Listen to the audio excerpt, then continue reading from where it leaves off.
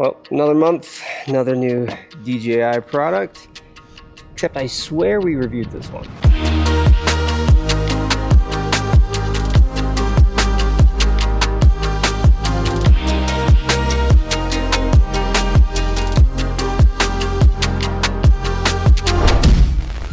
So not that long ago, we actually did a video review on this transmission. We've tested its range, its specs. We've taken it on quite a few shoots. Actually, we just used it on a commercial about 2 weeks ago. So when DJI told me about this, my first question was, what's the difference? And beyond just the form factor and the build quality at a glance, on a spec sheet, what's the difference between these two?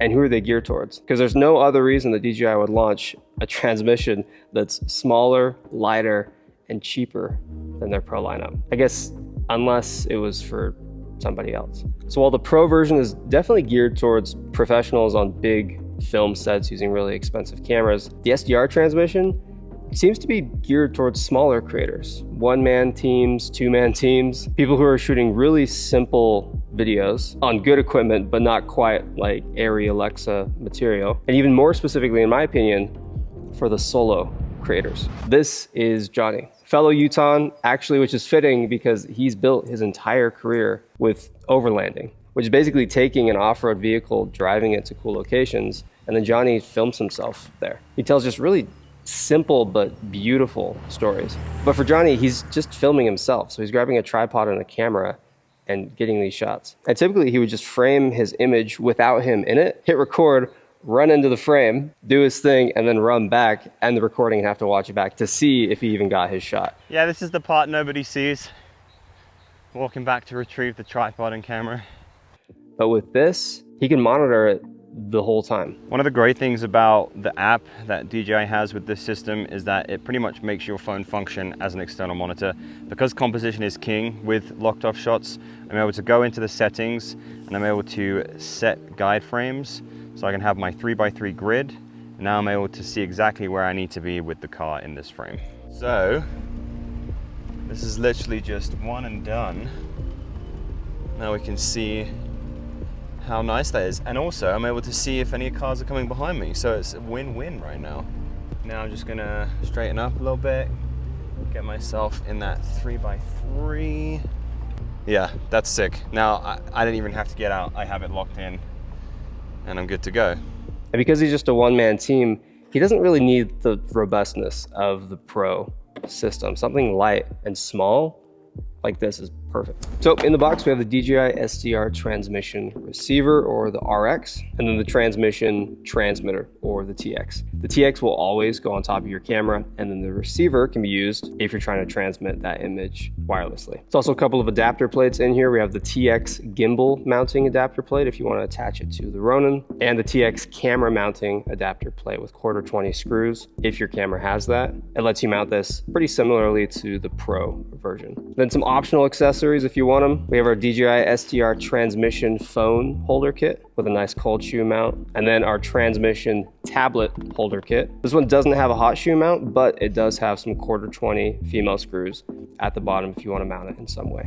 So comparing the two, both of them actually use what's called SDR technology. If you look at a spec sheet for the DJI transmission system, they refer to it as O3 Pro. On this one, they just refer to it as SDR, but it's the same thing. They're both using SDR technology, which is a step above Wi-Fi. People often confuse SDR for standard dynamic range or standard definition, but SDR actually means software defined radio. So it's a superior transmission technology that's been developed by DJI over several years of iterations. And DJI has referred to it as OcuSync. So cheaper transmission systems from other brands typically use Wi-Fi because it's a really cheap technology to implement. But if you want more range, more reliable signal, lower latency, and more versatile connections, SDR is the way to go. So with both of them being SDR, but only this one being referred to as O3 Pro, it's pretty safe to assume that this is really just a beefed up version of this. So in the traditional transmission system, you get 6,000 meters of range. With the SDR, you get about 3,000. Both can transmit 1080p. This one does it at 20 megabits per second, this one at 50. So the live feed on this is going to be slightly higher quality. Side by side, both of them have HDMI. The Pro has an SDI in and out, and then the SDR is just SDI in. When it comes to size and weight, this one's definitely heavier. It's a little bit more than twice the weight. And then comparing the size, this one is quite a bit smaller, which is great because typically you're going to be mounting this to a much bigger cinema camera, and this one will typically go on a mirrorless. When it comes to latency, the SDR has 80 millisecond latency. Transmission has 70. Pretty small difference, to be honest. So for SDR, beyond just using SDR transmission technology, it actually also uses Wi-Fi. So if you don't have a cable to connect this to your phone, you can use Wi-Fi to transmit that image. And honestly, the app is great. Super smooth. You get a lot of functionality out of it. And it knows when you've connected the SDR transmission to your phone inside of the app, it'll just open up that display right away. Now, funny enough,